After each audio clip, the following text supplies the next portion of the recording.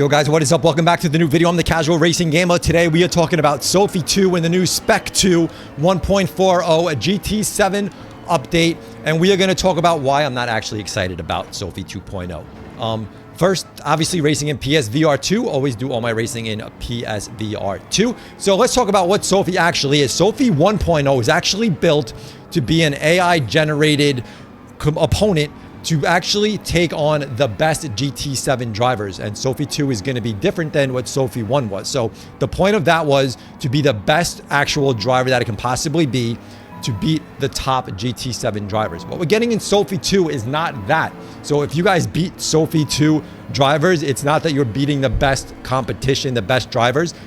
Sophy 2 is supposed to now give you the best AI opponent, but it's supposed to be very human-like, and it's supposed to adapt to the way you're driving and its surroundings and things like that. So it's not about being the best. It's supposed to give you an experience like you're racing with other real people, real drivers. So in my experience in this race, and you can see is, well, I'm going to talk about why. I'm going to talk about two things here. I'm going to talk about why I'm not excited about Sophy 2.0, 3.0, 5.0. I don't even care what number they throw behind it.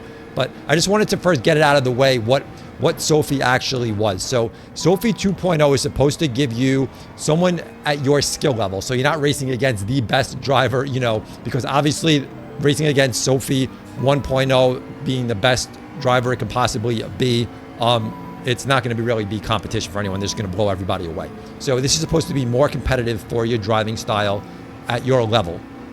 Now, going into the race, and you can see there's bumping and I get thrown off the track here. And I found as I'm driving, a lot of it is that they weren't as aware as I thought they were going to be. So if I had the lane and I was going to go in the lane, whether it's on the inside or the outside, I felt like they moved down or up like I didn't exist there. And I wasn't expecting that to happen with moves that I was doing. I was trying to be a little aggressive, thinking like, hey, I have a line here. I can get in there. I can squeeze in there. Let me squeeze in there. What are they going to do? And a lot of times they didn't really care that I was there. They kind of still went there, and they would push me out of the way. They would move me out of the way. And we did make contact multiple times. How hard was the driving going to be? Like I said, this is going to be on the hardest level. So it gave you the option of different levels when you pick Sophy, right? And then it gave you like advanced, intermediate, or professional or something like that. I picked the top level. So it's supposed to at least give me the hardest competition, right? So I started in P11 out of 12 drivers. So I wasn't expecting to really get a good finish, but we'll see what happens in the race. So it can only be a 3-lap race as well. So we're doing 3 laps here on the full track. So why am I personally not excited about Sophy 2.0? Well, to me, you know, of course, racing against smarter, better AI drivers is gonna be a plus for people that enjoy single player driving, single player races. For me, it's all about multiplayer. I like to play against real drivers. I like to play against real people. Now, AI drivers that they're trying to create to make you feel like you're racing against other real people is, you know, you're not. And there's a sense of realism when you're actually racing against real people. And there's just a different feeling in your body when you're there against, you know, someone who's sitting at, you know, their wheel, their pedals, their controller, just like you in their room, going head to head with you.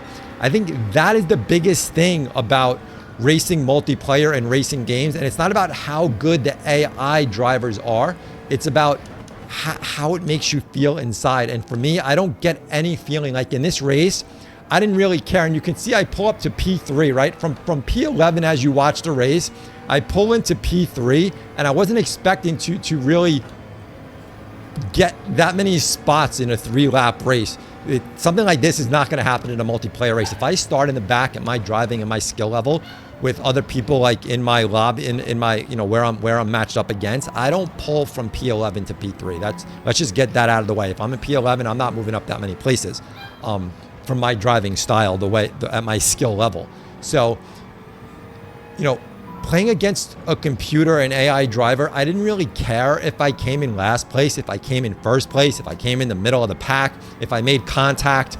It's just that whole feeling of not really it didn't really matter because it's a computer. I didn't really care where I finished. When I'm racing against real drivers, it matters. It matters. I feel better when I finish in better places. I feel better going head-to-head battles with real drivers. And one thing that, AI is not going to offer, and what you're not going to do is, if you mess up, if you hit someone, if you brake late and you feel bad, you'll probably wait for them, depending on the driver that you are, and you'll let them take that spot back. There's that human interaction where it's back and forth, and let him go, let someone else let you go because they knocked you off.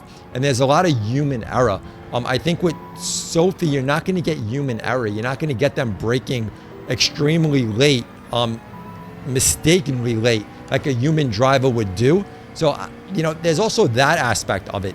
But again, it's computer racing. You're racing against AI, whether it's learning and getting better. I don't want to care how good actually AI is. I don't care how good they are. It's still never going to be a real person. So for me, I think for people who like single player games, obviously the better the AI is, that's great. And again, this is just my opinion, and I'm all for it for people that play single player. I am not into single player racing games. I have just become addicted to multiplayer racing games. And I think that for me is where it's at. That's where I get the excitement from. But for those that enjoy single player, yes, it's a good update. I didn't feel anything special when I raced it myself. I didn't feel like, wow, these guys are really driving good. I did see them make defensive moves and things like that. But I don't know. It didn't get my heart pumping. It didn't get me excited. I didn't really care where I finished in the race because, again, it's a single player race, and it didn't have that excitement like a multiplayer race has for me. So you guys might disagree with me. You guys might agree. I don't know. I'm up for everyone's opinions. This was just my opinion, guys. So if you agree with me, if you disagree, leave your opinion down below. I always want to know what you guys have to say, whether you're for or against me. So anyway, thanks for watching, guys. Thumb up the video, subscribe. We'll catch you on the next one. We out of here. Peace.